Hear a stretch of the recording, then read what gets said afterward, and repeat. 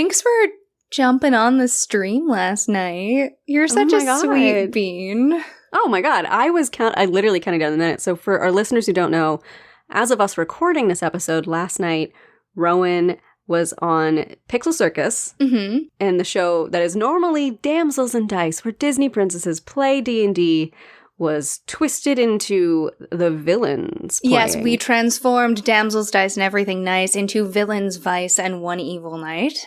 And we streamed to benefit hurricane relief in Puerto Rico, and the community showed up. They raised over $1,600. Oh my God. Yeah, they met our goal within 20 minutes and then over-halved it again throughout the course of the stream, which just makes me so proud of all of the people that are joining in the community. The little pickles.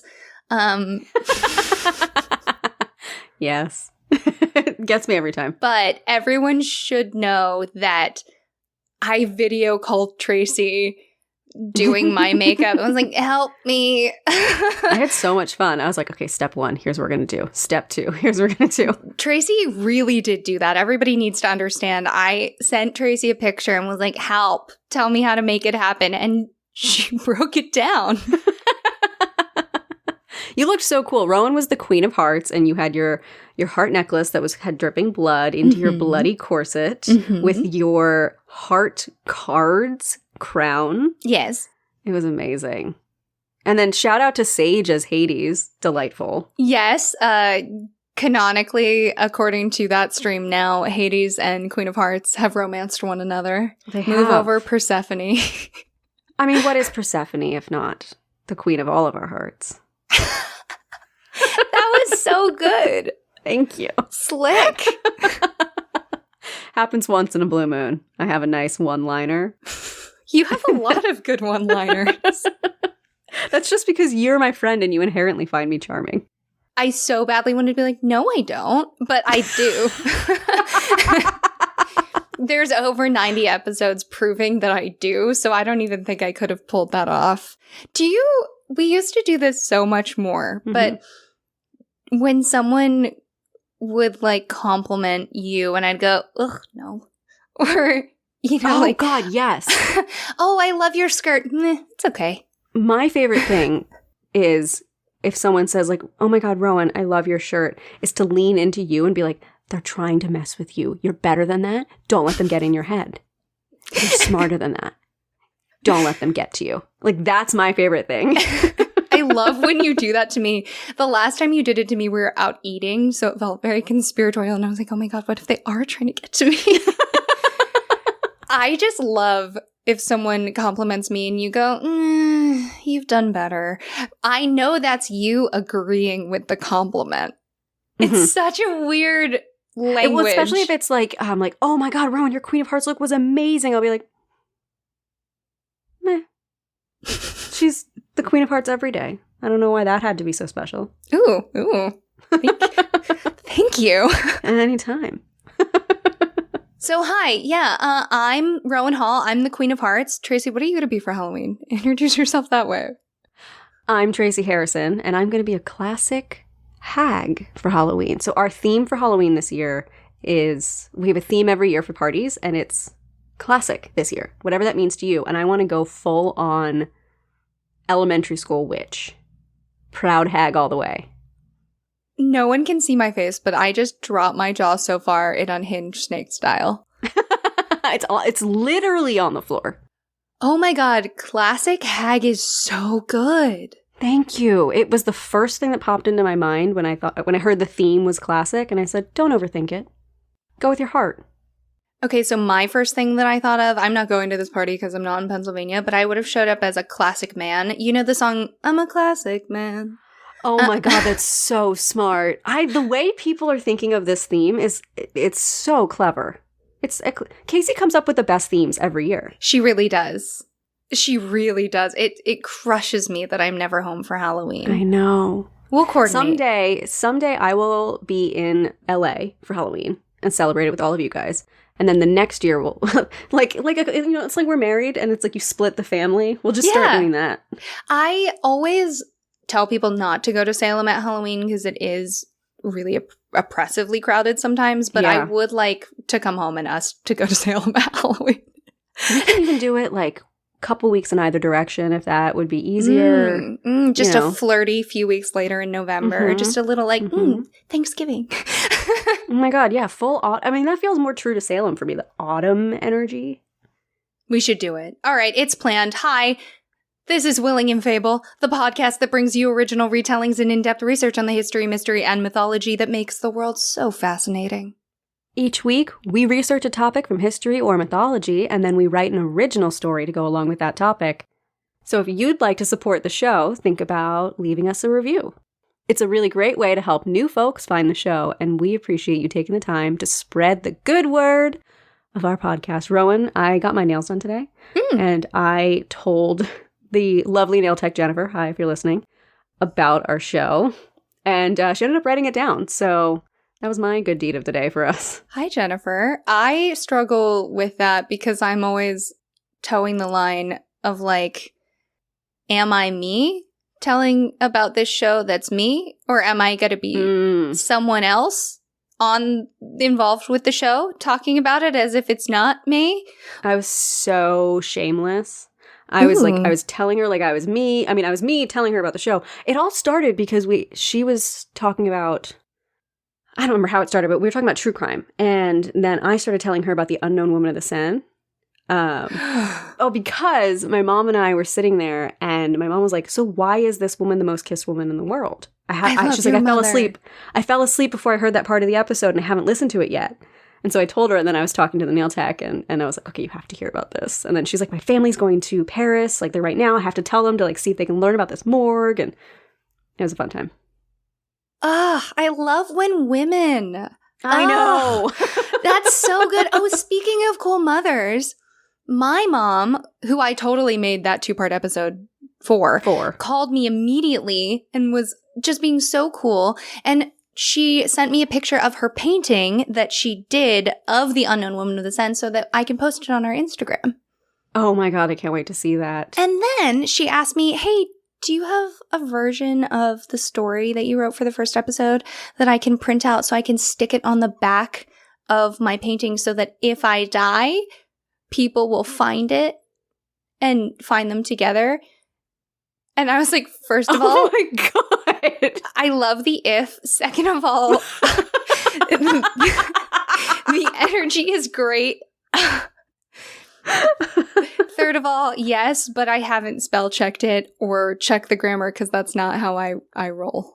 Yeah. So if she dies and someone looks behind that painting, they will also know that her daughter does not know the fundamentals of the Oxford comma unless she proofreads her work. Oh yeah, absolutely. I mean, neither do I, and we've done 95 episodes, so. But also speaking of cool mothers, we can talk about the sponsor of this week's episode. Oh, yeah. Oh, hey, if you want to support another cool mother, check out Leah from Greenleaf Geek. We are fortunate enough to have Greenleaf Geek adventure calendars coming our way for the holidays, which it just feels too good to be true. It's, you know, when adult you gets to do or have things that, you know, kid you would have absolutely just lost it to see happening. Yeah, it's one of those moments. Healing your inner child through capitalism. Greenleaf Geek is healing our inner child, but if you want to shop Greenleaf Geek, you're supporting a small business, and that's so amazing. Yes. There are 24 compartments filled with TTRPG-themed surprises, most of which we have no idea what they are. We don't get to know until we open our very own adventure calendars. There's dice. We know there's dice. There's 4 full sets of dice and a ton of other surprises, including a one-shot that you can play. And I just saw on Greenleaf Geek's Twitter that there is a sale on the adventure calendars. Grab it while you can, $10 off sale. So check out Greenleaf Geek on Twitter and anywhere you follow on social media. And we have a special coupon code for the holidays. It's Fable Advent. That's FableAdvent, no spaces, for $5 off your order. And when you shop the rest of your store, you can still use the code FABLE, that's FABLE, for 10% off your order. Some restrictions apply. Get the rainbow dragon scale rolling mat, if that's still on there, for the record. Oh my God. It's one of my favorite things that I own. Every day I stray further and further away from the sanity of my wallet and towards more D&D merch. I always swore to myself when I first started, you have dice and then you start buying dice. I swore I would never be one of those people that had too many dice, but I know. I am certainly trying. All of our friends have cool dices, and the greedy dragon in me also wants the shiny cool dice. I love it, though, when everybody is at the table and they all just kind of pour out their dice. And then when one is just rolling really well, you pass that one around. Or you say, I'm trying to roll for murder, so you pick the murderiest looking dice on the table, even if they're not yours. Or I just really love that fun of it. And I play virtually a lot. And I'm at some tables where they only roll virtually. There's this whole transparency, everyone has to see it. I'm like, nah. I'll sit here on my camera rolling my own dice, and if you don't trust me, that sounds like a you problem. Because I have handmade for me by Leah dice. Same. I bring mine to every session. And then I never get to be the one to roll them because everyone gets excited about them. Okay, listen. I will not be called out on my own podcast. No, it's not just you. It's not just you, because when you're virtual, I usually give them to our resident rogue, Taylor Ash, who wrote all the music for our podcast. They do really well for her, and she's kind of had this emotional connection to them that seems to still be thriving. So I'm like, you know what? You're doing well with these. We're going to let these be your moment. My favorite thing is to pretend I'm in Vegas gambling one of those hotshot guys and have the person next to me blow on my dice. You full on had me do it for luck. I love that.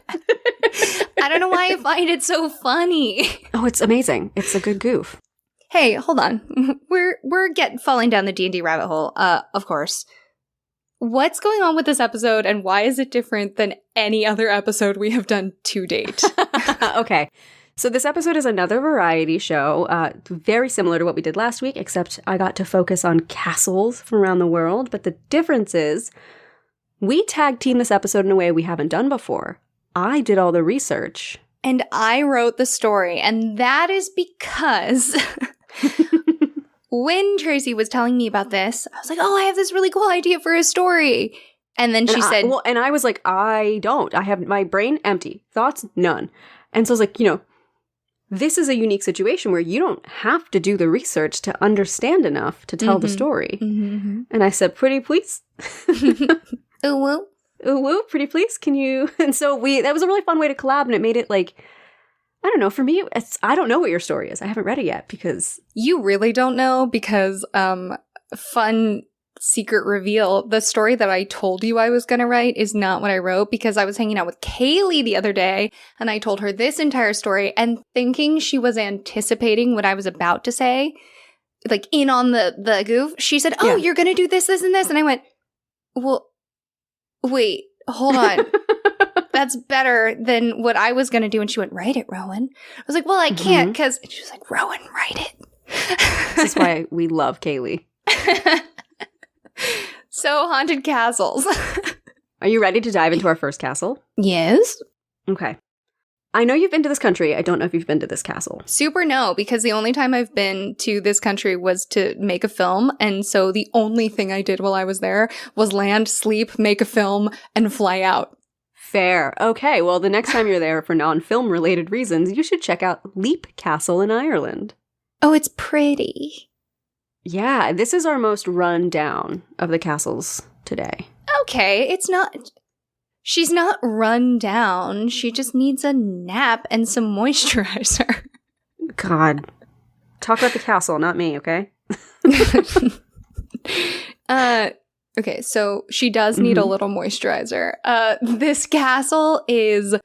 The photograph is awesome. You can tell the contrast has been upped a little. Some effects have been done. But it's kind of looking up.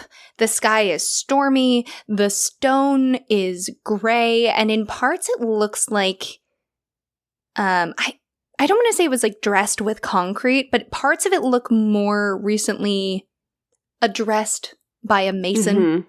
And parts of it look like they might be crumbling in the not too distant future. It's got the classic, it's not a full tall tower, but kind of a central tower with the little square cutouts that you see on little lads who are wearing tights in medieval musicals. There's Gothic arches, so they're pointed at the top. You can see directly through one of them. Presumably there might be a courtyard. It looks like it should have a white lady in it. You know, that kind of ghost. Yes. Yeah. So the main tower that you're looking at was built probably sometime around 1250 AD by the O'Bannon clan. And they were the secondary chieftains of the territory and were subject to the ruling O'Carroll clan. Interesting. There's evidence that this castle was constructed on the same site as another ancient stone structure that was probably ceremonial in nature, which is archaeologists' way of saying we don't really know what it was for. That area has been occupied consistently since at least the Iron Age, which is 500 BCE, and possibly even since Neolithic times. So we got some history. That's awesome. There is so much history in Ireland, Wales, Scotland, North Ireland that people don't realize is very separate from what our understanding of the UK is today. Yes. Not the least reason being some of those places are not located in the UK. Yes. So let's dive into some of the bloody history of this castle. In 1513, the Earl of Kildare, Gerald Fitzgerald... Stop it! It's his name!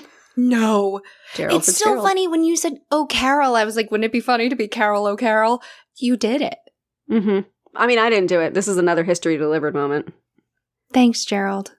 Thanks, Gerald. So it's 1513. He's the Earl of Kildare, and he tried unsuccessfully to seize the castle, and then 3 years later he attacked again, and he managed to partially demolish the castle. So he's done some damage. Nearly 10 years later, following the death of Mulrooney O'Carroll in 1532, family struggles plagued the O'Carroll clan. A fierce rivalry for the leadership erupted within the family. And this bitter fight for power turned brother against brother, and one of the brothers was a priest. While he was holding mass for a group of his family in what is now called the Bloody Chapel, his rival brother burst into the chapel and plunged a sword into him and fatally wounded the priest.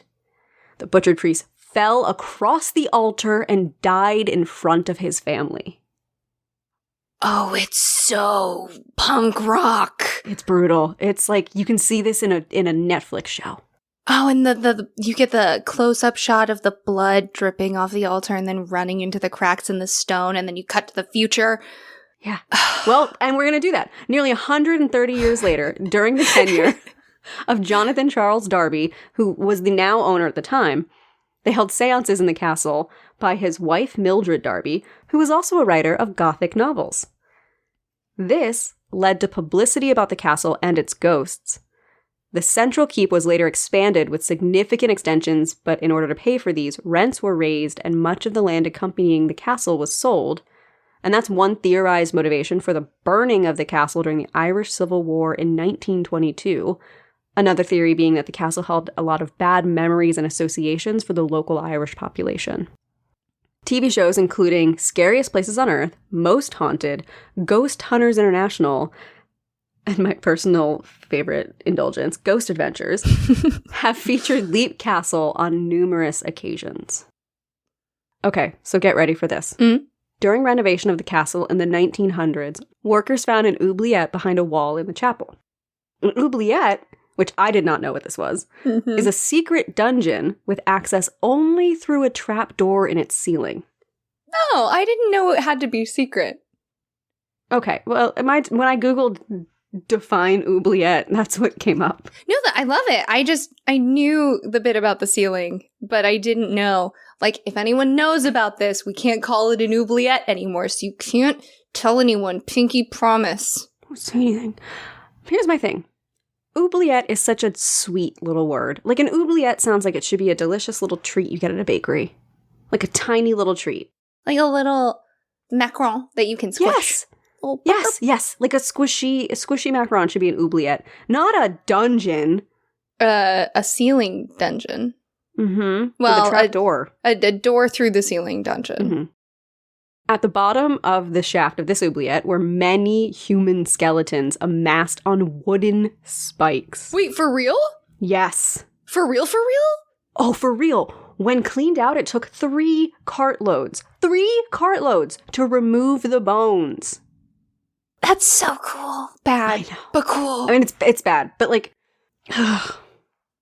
So today, the dungeon's now covered over to keep people away from it. It's believed that the O'Carrolls would drop guests through the trap door to be impaled on the spikes 8 feet below. A small gold pocket watch was found at the same time, dating from around the mid-1800s, which shows us how recently this oubliette was still used. I love it so much. When are we going? But if it's closed up, then you can't be like, if you want to be in our cool paranormal society, you have to sleep by yourself downstairs in the haunted oubliette. Yeah, you can't do that, unfortunately. Also, I think there might still be spikes down there. Yeah. So that's how we know that you're for real. God, remind me not to join your paranormal society. Or at least found it with you so I can get out of the hazing. Right, yeah, you're in. Yeah. So you mentioned a white ghost, but the ghost most often described at this castle is a red lady ghost, who, you're going to love this, is reported to walk the halls holding a dagger. I love her. She's perfect. Mm-hmm. There are 2 little girls named Charlotte and Emily who are reported to run up and down the spiral staircase. It's said that Emily died after she fell from the battlements on top of the castle's tower, and Charlotte can still be seen running around after her sister and calling her name. Oof. Lastly, there is a sinister elemental spirit simply referred to as It. The creature is described by Mildred Darby as being about the size of a sheep with a human face, black holes for eyes, and a nose, and giving off the smell of rotting corpses. What? Mm-hmm. Okay, this is my favorite so far in our haunted anything. These castles delivered in a way that a haunted hotel in America never can. Do you remember when we were like, California thinks it's old, we have a cracked bell? We're like, Pennsylvania is laughing at you, California, and now Ireland's laughing at Pennsylvania. Oh, that's so cool. If any of our listeners in Ireland have an inn to sleep in the oubliette, please let us know. I'll do it. Okay, so aesthetically, this next castle, I think, is my favorite. This is Burg Eltz in Germany, otherwise known as Castle Eltz. So I have traveled in Germany a bit, and this has the quintessential German castle look to me. I know there's a ton of variety, not the least reason being Germany's very old. Mm-hmm. But this castle is one of the ones you see on kind of the drone shots of Germany all the time, or the postcards. It is so aggressively square and vertical. Just so much vertical reach until you get to the top where it has lots of little ice cream cones on the top. Yes. It is just situated on this hill surrounded by nothing but green trees. Yeah, the forests in Germany. I mean, Black Forest cake, rightfully named. There's a reason. It's, yeah. Mm-hmm. I know. So this is a medieval castle nestled in the hills above the Moselle between Koblenz and Trier, Germany. Apologies for my German. It's on a 70-meter or 230-foot rock spur on what was once an important Roman trade route between the rich farmlands and their markets. So the way it looks in this picture, where it is sitting on this like rock spur in the middle of a forest, is really what it looks like. Oh my god, it has this like stone bridge leading up to it. Mm-hmm. The Eltz Forest has been declared a nature reserve by Flora, Fauna, Habitat, and Natura 2000. The castle was originally a manor built in the 9th century, and it's still owned by a branch of the same family, the Eltz family, that lived there in the 12th century, 33 generations ago. Shout out to that family for holding on to the castle. Yeah. Burg Else is what is known as a Gannerbenberg, a castle divided in several parts which belonged to different branches of the family. All parts of the family owned their area of the building of the castle, but all of them together shared the defensive fortification. Interesting. Burg Else was resided by 3 family branches. But now let's dive into the dark history that haunts the castle. Agnes Else was the daughter of the 15th Count of Else and was raised with brothers only. She was raised often playing warrior with her brothers and grew to be an outspoken young woman. When she was of age, Agnes was promised to the Knight of Braunsberg, and the two met occasionally to get to know each other. Supposedly, Agnes had a strong dislike for the knight and either ignored him or was unhappy to be in his presence. The knight, furious at her indifference, made an unwanted advance on Agnes, attempting to force her into a kiss. Oh. Agnes got so angry that she smacked him across the face, and the Knight of Braunsberg was so enraged that he fled the castle. The family was afraid that he would be out for revenge, so they doubled the guards just to be safe, and days went by, and then weeks and months, and nothing happened. So the Else family let their guard down, and all the men went on a 3-day hunting trip, assuming the Knight of Braunsberg had just lost interest. They were wrong, because that was what the knight had been waiting for, and he attacked the castle when they were away. The guards at the gate were murdered, and the knight and his troops entered the castle's courtyard, killing everyone who was in their way. He rampaged his way through the castle, all while the men and soldiers came out to fight, and Agnes herself donned a suit of armor and joined the men in the fray. Yes! When Agnes, disguised by armor, came upon Braunsberg, he shot the knight up close with a crossbow, and the arrow penetrated the armor, killing the brave knight instantly. Agnes died there in front of her betrothed, and it is said the castle is now haunted by the pair. Oh, Lady Knight! I know! Tragic Lady Knight! Lady Knight Ghost! Lady Knight Ghost. That is who haunts this amazing, gorgeous castle. Do you think ghost knights make little ching ching sounds when they walk? I hope so. Like I hope if they instead of have the energy for, instead of like the footsteps jangling and the stuff, chains. it's so much better. That's so good. It's sad, of course. But a different story. It's not the story, we love a good woman in white story, woman in red, wandering the halls, all of that. But this is like, you don't get Lady Night ghosts very often. So the castle is haunted by the two of them, but they're enemies. Mm-hmm. It's said, like, there are some versions of it that's like, some versions got wild. Some versions were like, the beloved pair, like, acted like they loved each other, but then it's very expressly said many times they didn't like each other. It's said that he was kind of haunted by her spirit and then went crazy. There are some that said he is eternally seeking forgiveness from her. Like, there's just all these different reasons the pair of them are said to be there. And every story you find will give you a different reason why they're both there. I want him to storm the castle every night and her to defend it. I want that too. Ooh, I want that too. Oh, that's good. Uh-huh. So it's said that the most haunted room at the castle is the Countess room, the room which belonged to Agnes. The armor in which she died and the battle axe that she used are also in there. And according to staff, Agnes haunts the hallway as well, switching lights on and off and opening and closing doors. And there are also some claims that a medieval phantom knight on horseback stays at the gate. Some believe it is Agnes's betrothed looking for forgiveness.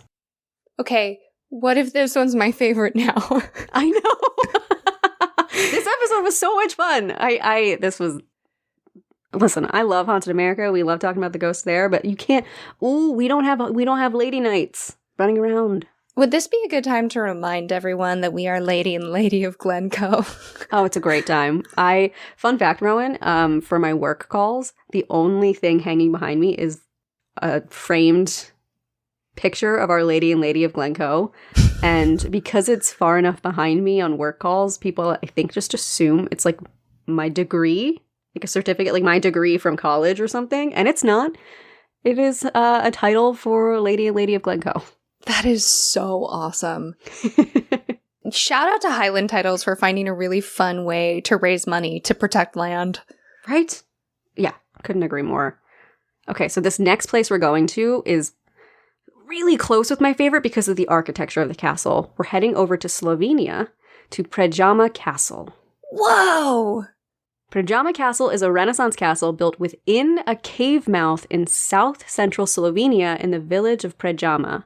Rowan, why don't you describe this castle real quick? It's built into a cave, sort of. It looks like the cave-ish thing was either carved out by nature or by humans, but it's like a cliff face with a little inny spot with a castle nestled right in, and the castle is curving with the arc of the stone. The castle is white. White in the way that stone can be white, not white in the way stucco can be white. Yes. And it looks like 3 stories on the front face that we can see, with a blackish, grayish set of sloping roofs. It looks super modernish to me, to my eyes. Like, it just has a really modern feel. Like, if you said that was a hotel that was built to look older, I would buy it. And this place is old. So before the castle was even built, the cave itself was home to people during the Paleolithic era. Oh. And it's the second largest cave in Slovenia.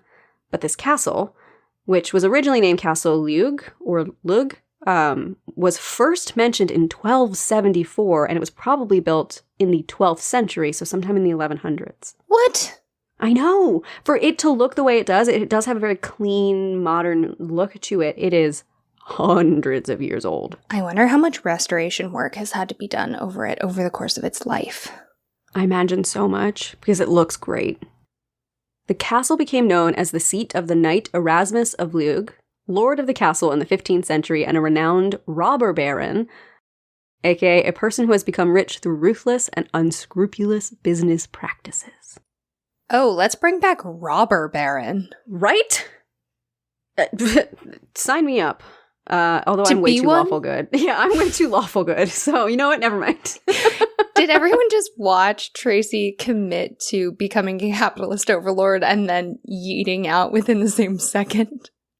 Listen, it's more of the, like, fun highway robber, let me pretend to be that. The same way people tend to be pirates, like that energy. Yeah, the same way I want to be a cat burglar. Yes. Yes.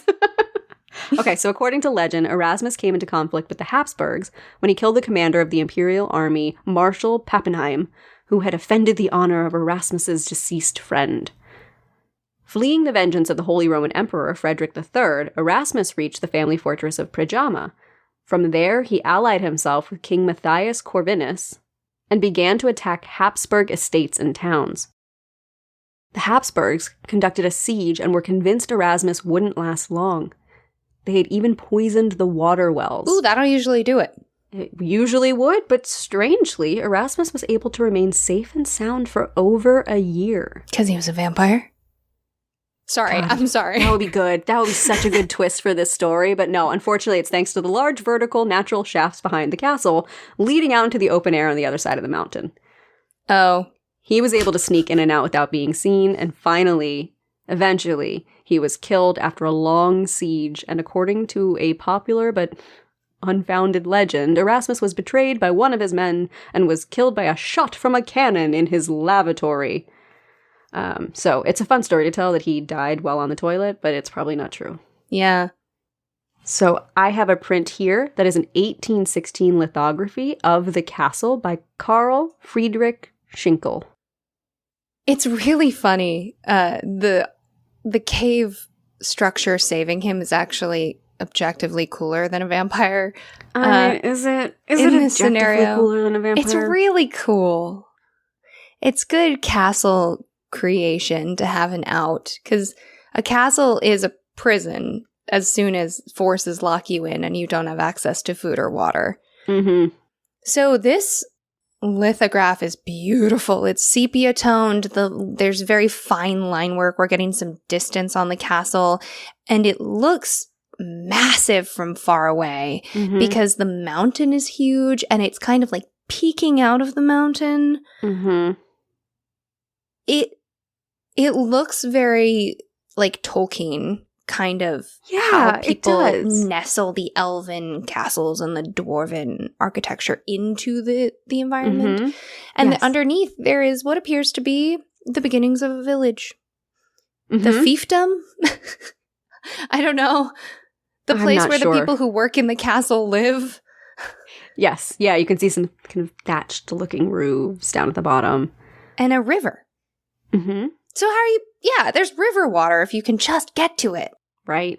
Right. And instead they were able to go out the back and just sneak out.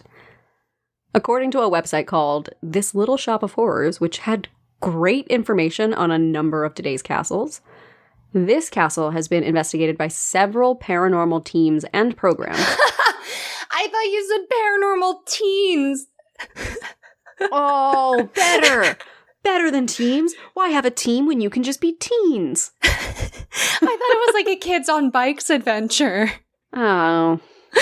Now everything I say is going to be worse because it's not a bunch of scrappy teens. No I'm Scooby-Doo. so sorry. I really did think it was like Scooby-Doo Mystery Machine. God. Amazing. Amazing. I wish it was, but unfortunately it's not. Although, based on the reports of some psychics, it's been said the ghost of Erasmus still haunts the castle looking for revenge. In 2008, Ghost Hunters International paid a visit to the castle, and paranormal evidence was found both inside the castle and in the caves behind it. Footsteps and voices are heard all around.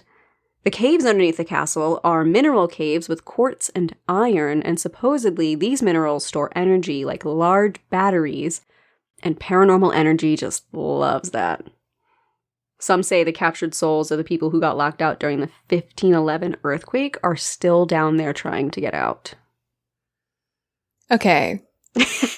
Rowan and I who are like, ghost this, ghost that, are both like, all right. Like, where do we draw the line? Listen, the funny thing is, I'm a crystal bitch. Like, I have so many rocks. Me too. And I'll put a rock in my pocket and be like, this is going to make my day better because of whatever. It's so funny. I will buy it in the spicy psychology way that everybody Yes. talks about. Yes. And I will buy it. I will be like, this rose quartz, love, self, I don't know, whatever. But as soon as it's larger scale, for some reason, as soon as it's like, well, the iron deposits combined with the quartz create a metaphysical battery that attracts spirits from the nether regions to come here. No. Why is that my line? I don't know, but it's same for me. I think I'm into the witchy stuff in the spicy psychology. Like witchcraft really is just spicy mindfulness for me, personally. And then when you try to extract it to the broader world and explain away things.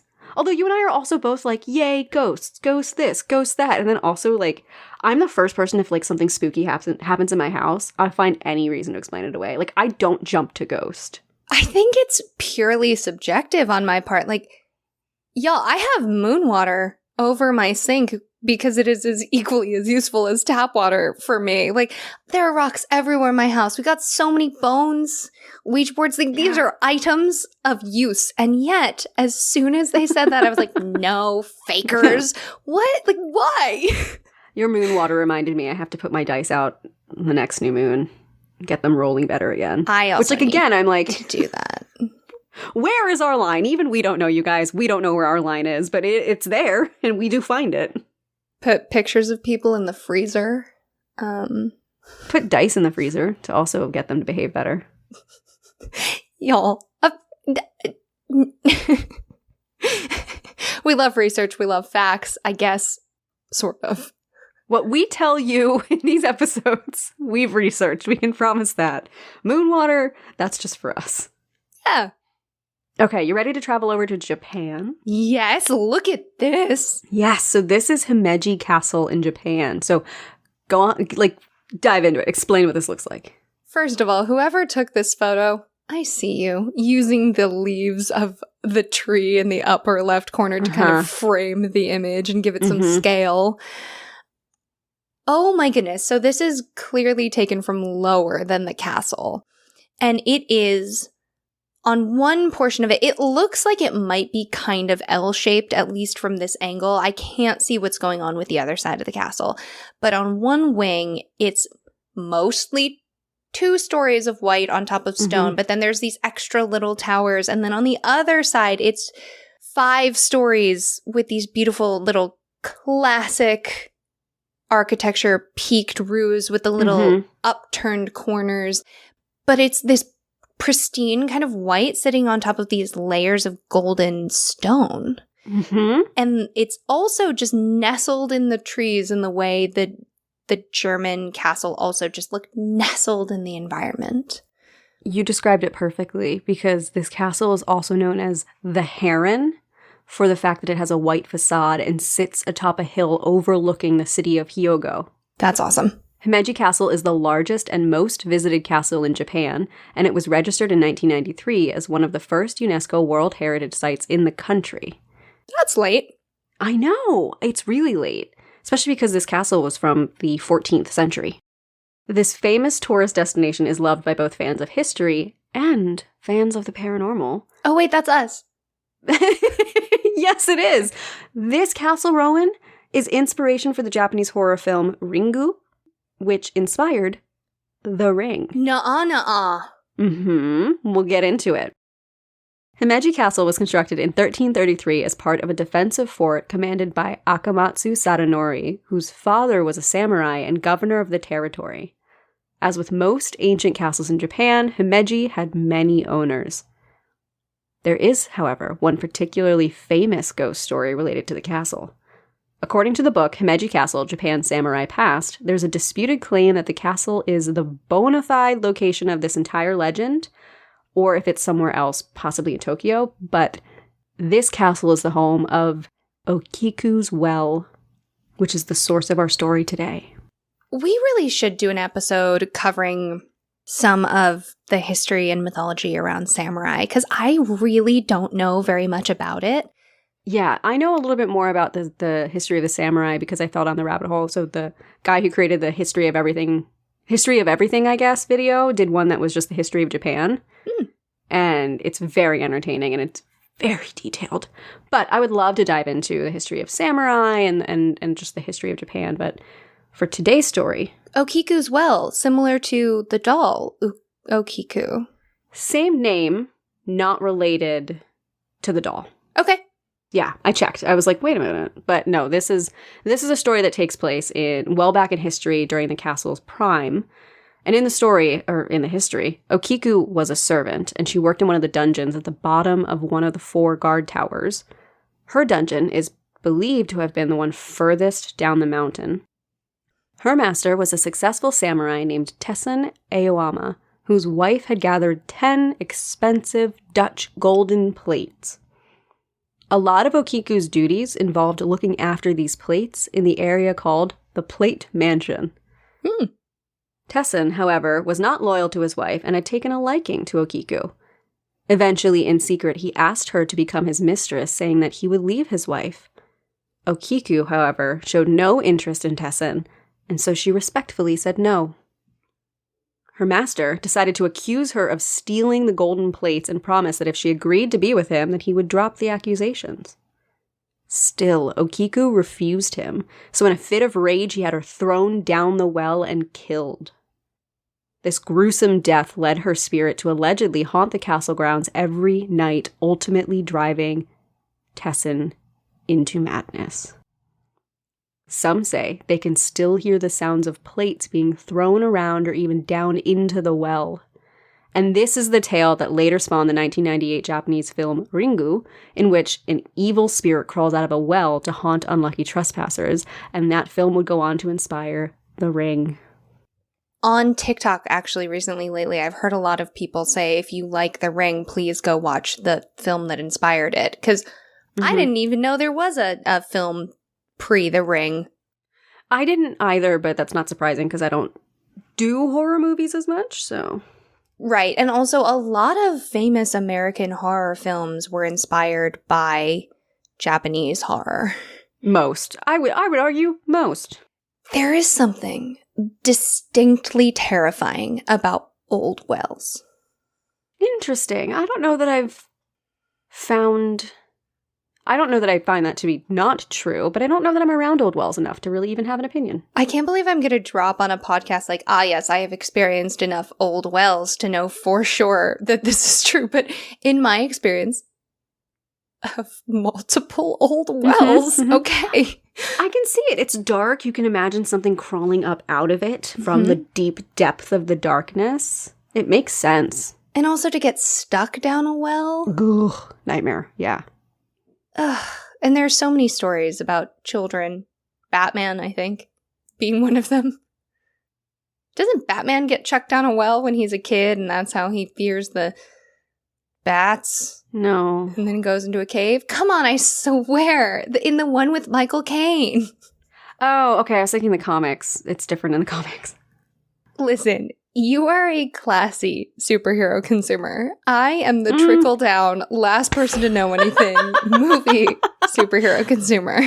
Listen, DC is not my bag, so I don't really know that much when it comes to DC, but I do know the origins of Batman. That is one thing I do know.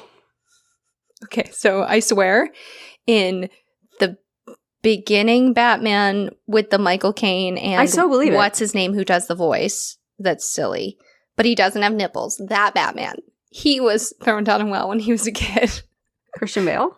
Yes! Okay. All right, so back to Magic Castle. The last thing we're going to talk about with this castle is that there is another entity that supposedly resides there, and this is said to be the yokai, or spirit. We've talked about yokai in many of our episodes, known as Osaka Behime. Many of you might have heard that name in video games, because when I tried to look up this yokai, it was like there was a video game that this character's in. But our yokai in this story lives in the castle tower and avoids humans because she hates them. In some legends, she takes the form of an old woman, and in others, the form of a woman in her 30s. Which honestly, like, goals.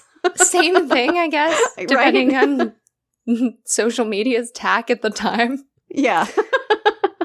She appears in a ceremonial 12-layer kimono, and she can read human minds and control lesser animal-like yokai. We're only 4 castles in, and every time I'm like, but what if this one's my favorite? I know. We're heading over to our last castle, which is Chillingham Castle in England. I find the fountain very disconcerting. It looks gross, doesn't it? It's just a fountain. Because this castle's beautiful, and I tried to find other pictures, but weirdly, this is one of the nicer pictures, and the fountain, it tricked me. I forgot about the fountain in this picture, to be honest. It looks grody. It doesn't look clean.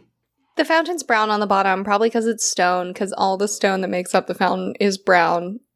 So that's probably why.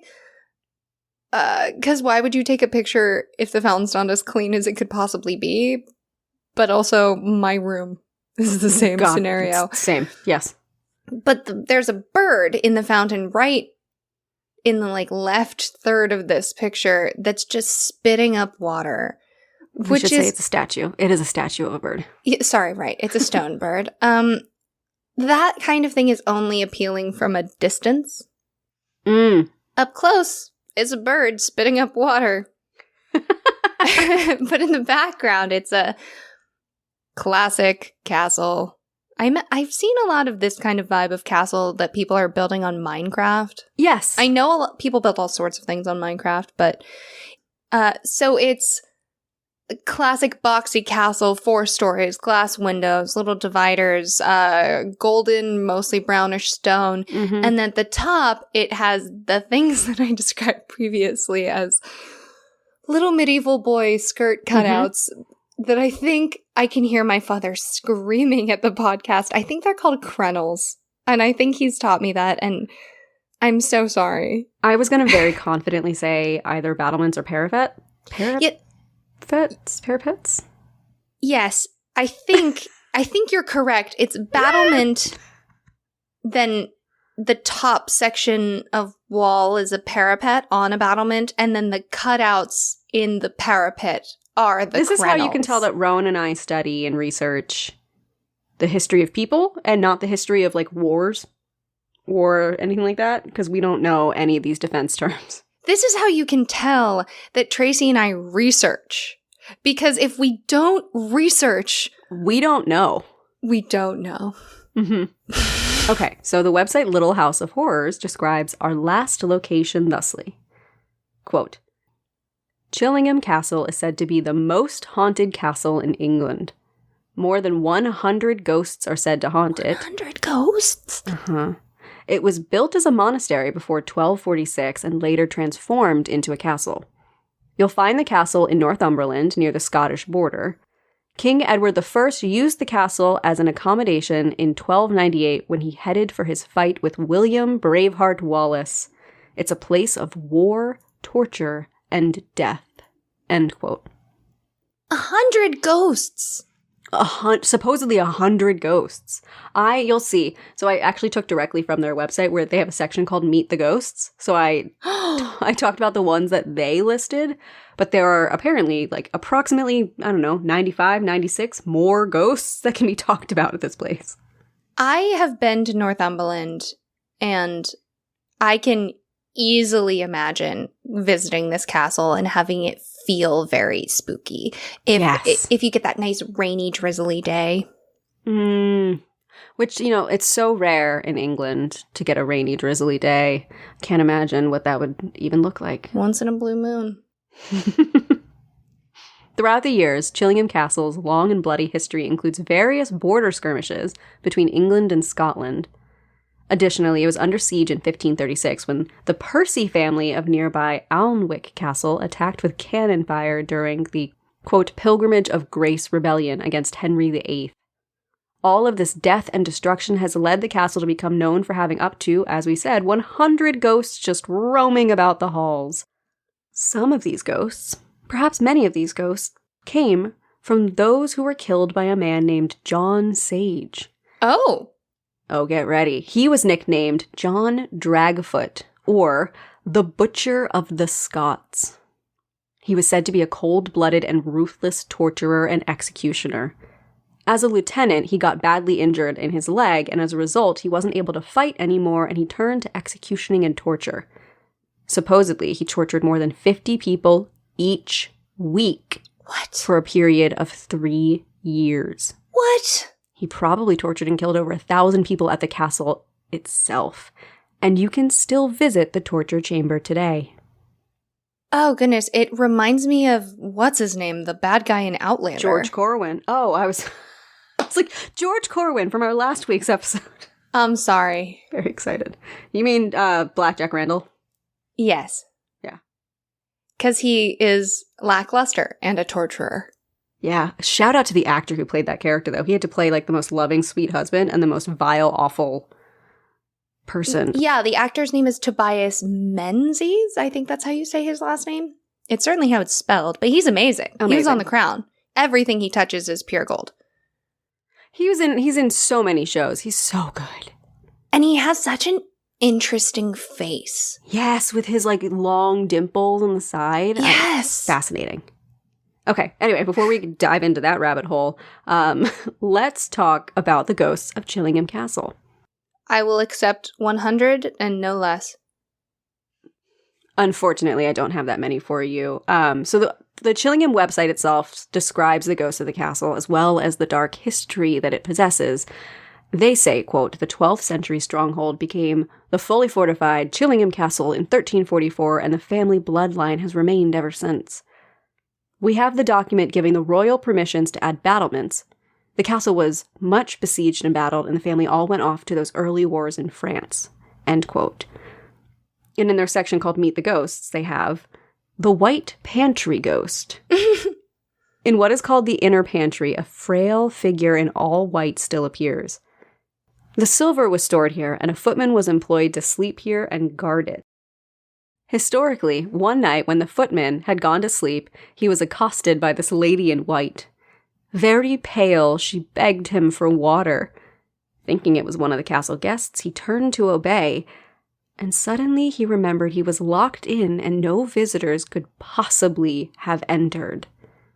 The same pale figure is seen today and is thought that the longing for water suggests she was killed by poisoning. Interesting. Yeah. Okay. She's kind of the most famous ghost of the castle. She's the white lady, the white pantry ghost, the pale figure. You see it listed a few different ways. I really thought we were going to have a white pantry ghost that was a man. I don't know why, because the white ghost is always a woman. Yeah. No, this one's, perhaps she was poisoned. I think that's really interesting. The fact that she's constantly begging people for water. Oh, that's... Again, it's those little details that make it spooky. Yes.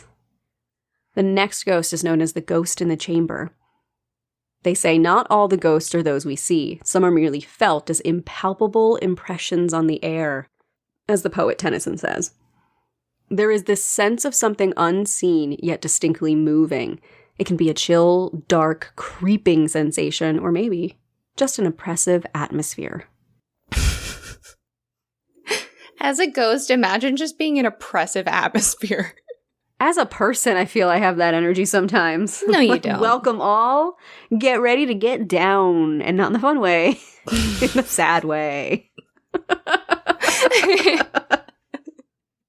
Get down with your bad self. No, really. Get down Let's with examine your our sad inner self. demons. Okay, so the next one are voices in the chapel. In the chapel beside the Great Hall, the voices of two men are often heard talking.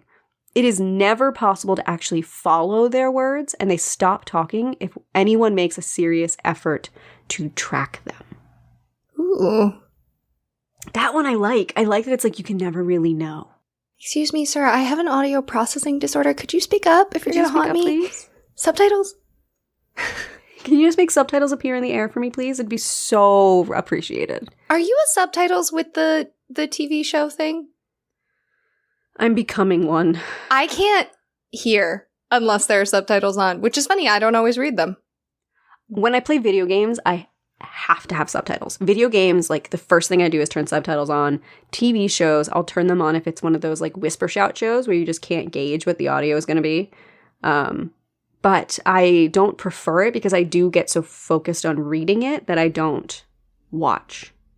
Yeah, for anyone who also likes the subtitles, just so you know, they have studied it. Sound mixes have got harder to hear the voices in over time. Mm-hmm. That is happening. It's not just you. Thank God.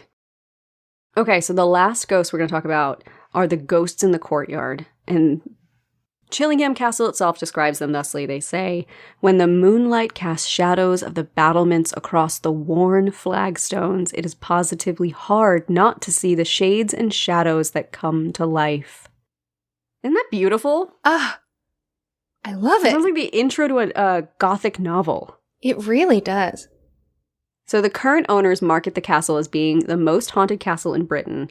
It has been investigated on television and other media such as, but not limited to, Most Haunted, I'm Famous and Frightened, Scariest Places on Earth, Mystery Hunters, The Parapod, Ghost Hunters International, and Have a Word podcast.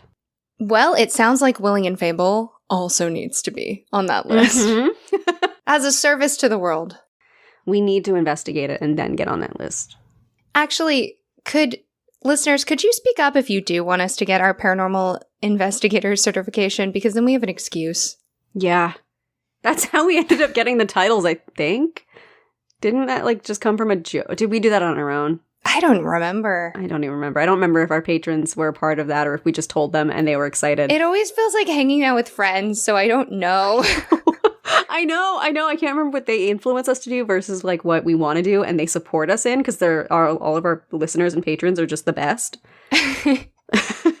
Okay, so now it's my turn to hand the episode over to you, Rowan, for your creative writing. All right. Friends, foes, and future potential love interests. It's my turn. Content warning. A little light murder. We bought a castle in the Scottish countryside. It seemed like the right thing to do. Everyone was always talking about passive income, leaving the country while you can, all that. There happened to be this baronial tower house for sale. Cheap. So cheap, we expected the roof to be caving in and the floors to be falling through. It was in shockingly good condition for the price. 14 bedrooms, 5 reception rooms, and a little outbuilding, a cottage really. It would make a perfect bed and breakfast, or Airbnb, or movie set rental. We really hadn't worked out all the details when we bought it. That was definitely not our wisest plan. Not having a plan, I mean. You ought to be able to assume that a place in that much disrepair, with that much history, would have a ghost, for Christ's sakes. It's a bloody castle. See, the thing about having a ghost, a haunting, is that you can charge more. So much more, and upkeep costs so much less. If you have a poltergeist, no one is going to care that you don't have central heating. Suddenly, rickety floors, creaky stairs, faulty wiring, broken windows, rats. They all add ambiance. It's not a health code violation, it's a vibe. But our castle didn't come with a ghost. Not even a shadow or abnormal glow that might appear in images. We called a priest, a psychic. We tried a pay-by-the-minute tarot reader that we video called in from Seattle. We put Ouija boards in every room like a goddamn phone line, not a peep. We sat on that for a while, trying to figure out what to do next. The place was a money pit, so every second we sat hurt. Physically hurt. We were bleeding money. We needed to open for something, so we tried that app for a while, but we were trying to fit too much of the cost of upkeep into each rental with too little return. We got pretty bad reviews. Our towels didn't match, one woman said. Which we had a good laugh about because, lady, you're lucky a mouse didn't fall out of the ceiling into your bed. Towels didn't match. The mouse thing really did happen, by the way. Instant full refund for that family. The dude will never recover. Then, we tried advertising that there was a ghost. And I don't know why this was the moment of truth in advertising morality kicking in for me. I couldn't tell you, but I always felt bad. People would come, maybe scare themselves a little. But when you're prepared for a ghost, the building falling apart is easy to ignore. And when you ignored all that, the place was pretty idyllic. There were twittering birds. And I think someone far off liked to play the bagpipes in the morning. It's not creepy, it's charming. So then, we looked into ways to manufacture some scares. Do you have any idea how much special effects cost? I mean, you do. Clearly you do. You have receipts. But who would have thought you'd have to make an entire line on your budget for dry ice? It was too much, and we didn't have it. We just didn't. So, we did a little DIY, using stuff we already had at home. At first, we were pretty indiscriminate about who we chose. People kept renting the place out, and just based on presumed spookiness, it's easy enough to make it look like someone left your rental, changed their flights, and went on their merry way if you have their iPhone and wallet. Did you know Face ID still works if someone's dead? You can actually get pretty freaky about it, and that cell phone will still open up. The equation is, too much blood, eyes need to be open, hair needs to be right. No eyes and hair? You can get away with a little blood. I'm sorry. Okay, so anyway, 3 rentals and 7 bodies in, not one single ghost, not a peep, not a flutter, not a boo in the night. It was beginning to wear on me, and frankly, there were getting to be too many murders to hide now. You know when you get up there in numbers, you can just sort of sense it? So one night, around midnight, pacing in my completely unhaunted castle, I was thinking to myself, I said, okay, DIY ghost. Not as easy as the horror movies led you to believe. You painted the dungeon. Yes, we had a dungeon. That's where you got all those bodies in the wall pictures. We thought it would help the haunting. Anyway, you painted the dungeon in blood, I said, but still no ghosts. So, what will draw people here that costs you nothing but your own cleverness and a little legwork? And I was really stuck on this haunting angle, you know? This spooky stuff just really lit something up in me. So I made my partner a serial killer. The two of us were the killers, and I mean, technically it was serial, but I wasn't going to advertise that, and I didn't want to get caught participating. Having a hot man's former husband turn out to be a psycho killer, and now you can rent his charming castle in the Scottish Highlands. That's all trauma, capital T, capitalism, baby. He wasn't as focused on the crimes as I was. Never liked it. Always avoided getting his hands dirty if he could, so he just didn't pay as much attention. I stopped reminding him to wear gloves, and I took hairs out of his comb. He was the handyman, so I let him break the bodies in, get a little fingerprints in there. I booked time out of town at other rentals when I was actually at home with my husband killing tourists. Nothing like plausible deniability. I just want to say, my plan did work. He was arrested first, while I cried for the cameras. Torture dungeon in ancient castle. Are you kidding me? That headline couldn't have been better if I made it up myself. And we didn't torture them, not in the beginning, and certainly not in the dungeon. We wanted a ghost in the rooms people could actually book. You've got to kill them where you want them to haunt, right? But, oh God, those 3 months before I was caught, I was just raking it in. Booked all the time. Camera crews, renters. They started a documentary, I think. Let me tell you, that property is going to be booked 365 now, baby. Multiple recent murders in a castle in Scotland. Yeah. A killer couple? That's next level. They'll print what I said in the paper, and then you can take the paper and frame it in the bathroom or something, a little light reading. I should say something like, there's treasure buried out on those 21 acres, a family fortune. Set it up for the entrepreneurs who buy the place next. Give them a little hunt with their haunt. That's a good one. If you give me the electric chair, I'll try to head back to the tower. I owe it to whoever gets the castle to give them a show.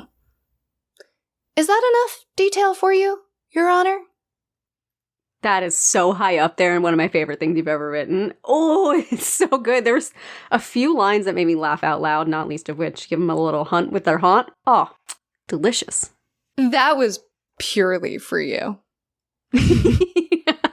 This story was so good. Like, the idea that they're like, please just be haunted. Please just be haunted. And like the Sweeney Todd of like, we'll kill them ourselves, make it haunt. Like, oh, just, it's so campy fun. Like 80s horror movie campy fun. So I actually did base this story on a real place. A real castle, or a real castle where people did a little murder? Kilberry Castle is a 500-year-old castle that was for sale in Scotland. Oh my God. And the first article that I found, it was like £650,000. And then very shortly after that article, another one was posted and it was £885,000. So the press was doing good. Mm-hmm. The way I described it was accurate. There were that many rooms and that many reception areas. There was an outbuilding. It was a Victorian laundry. And it was on 21 acres. I have it linked in our show notes. No one has purchased it and committed a bunch of murders. Oh, yet. Kaylee was like, oh yeah, so you're writing a story about people like DIYing a ghost. That's so good. What was your original idea? Do you want to share? Yeah, so the original idea that I told you about was people got a castle and it didn't have a ghost. So they went to Finnegan's Freelance Fiends and they hired a ghost to come and haunt it. Mm-hmm. The DIY murder ghost is so good. It's just, special effects are too expensive. They are expensive. Just a little light murder. Listen, light murder. And I imagine them as like a, you know, the Property Brothers, but instead of brothers as a gay couple, like dudes who love to decorate, like buying this castle, but they're also kind of sleazebags who are like, murder for the vibe? Yeah. Oh, I love it. I love it. Great job. Absolutely fantastic. When you said the first story about the pit where you drop guests. Yes. So good. So thanks for letting me kind of jump in with a story on this one. It was fun. Yes. It's better than anything I could have come up with. Oh my God, so much fun. This was fun to collaborate this way on an episode. We've never done that before. Yeah, it was interesting because we did collab, but we also didn't read each other's work in advance. Right. Right. So it left the element of surprise. So thanks for technically this closes October, but is spooky season ever really done? Hard to Truly. say. In our hearts, no. But thank you so much for writing the story and joining me that way in this episode. But there is one more thing you must do for me, and that is tell me something good. Yeah, so, I mean, we opened the episode kind of talking about it, but my something good has been working on my Queen of Hearts costume. It has been so fun.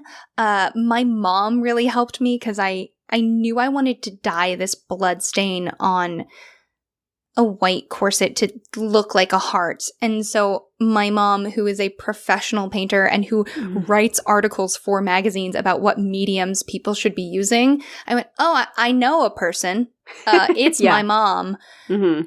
And I just said, hey, what should I use?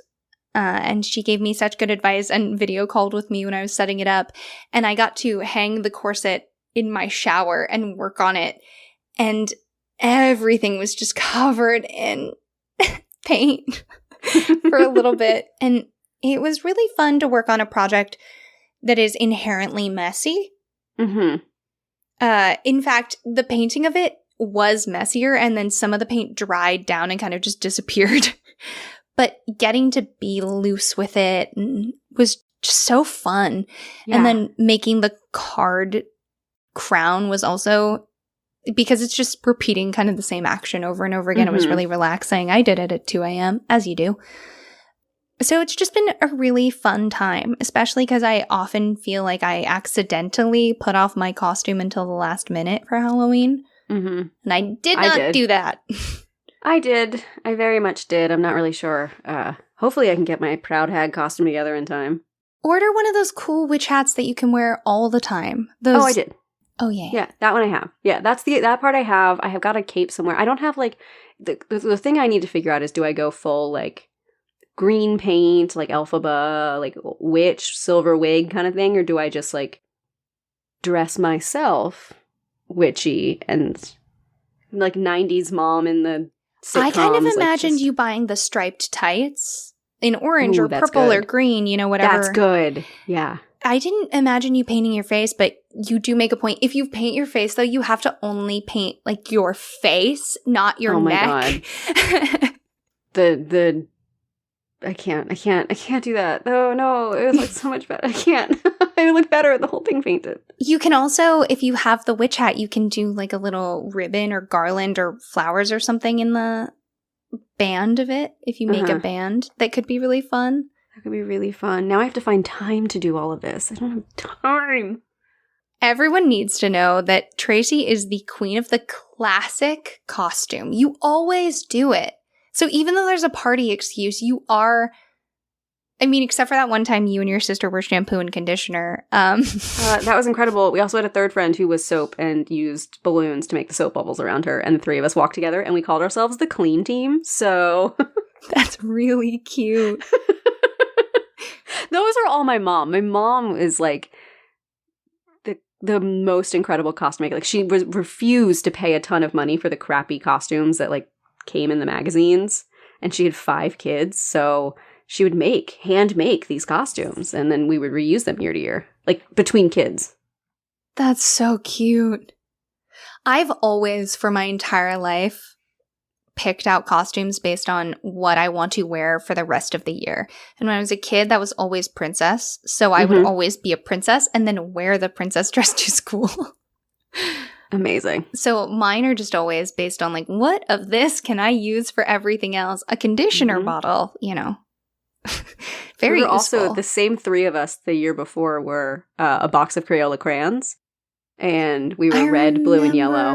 And we had to have... Oh, yeah. We had the little beanies as the top of the crayons. And we had the Crayola box that, like, my left shoulder, I was on the left, and my left shoulder held one strap. And then the person on the right, I think, was my sister.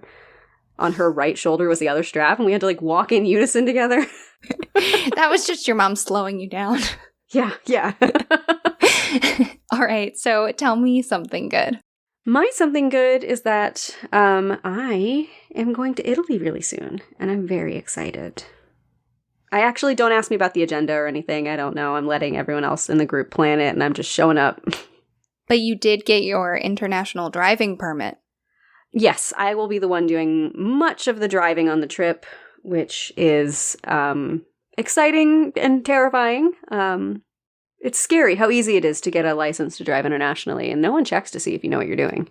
No, I always tell this to people I know when they have to drive internationally is if you can take a slightly longer route to take less crowded roads, it's worth it. And just like commit to missing the exit and having to double back and like being slightly slower than you would want to be maybe in the interest of safety. Yes. Yeah, all great advice.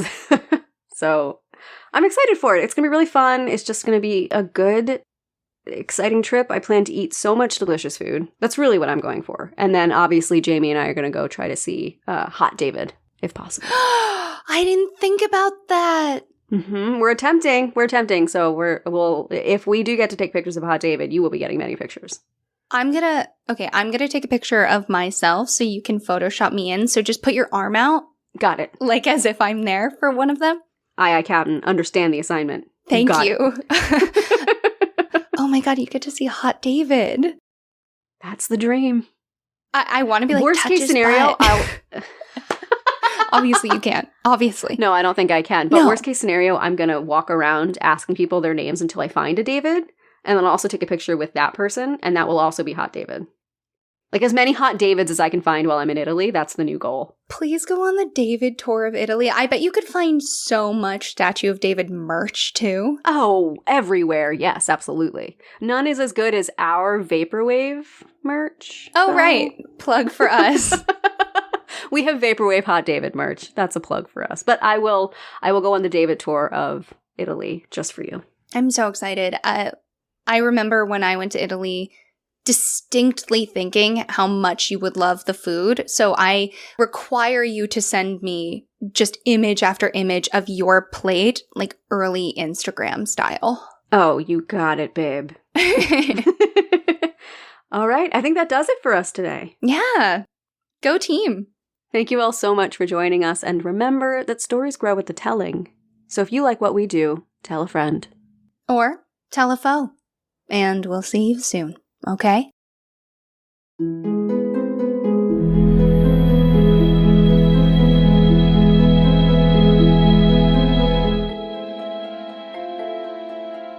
Thank you so much for joining us for the Willing and Fable podcast. This episode was written and produced by Tracy Harrison and Rowan Hall. That's me. Our logo is by Jamie Harrison, and our music is by Taylor Ash. If you ever want to watch or read what we're reading, head over to willingandfable.com for our show notes and custom merch, or find us at Willing and Fable on Instagram, Twitter, and TikTok to join the discussion. We hope you'll rate, review, and subscribe to our podcast using your favorite listening source. And check out Willing and Fable on Patreon, where we have more than a few surprises for you, including custom artwork, stories, and access to our secret Discord channel. And of course, join us next time for another round of original retellings and in-depth research on the history, mystery, and mythology that makes the world so fascinating.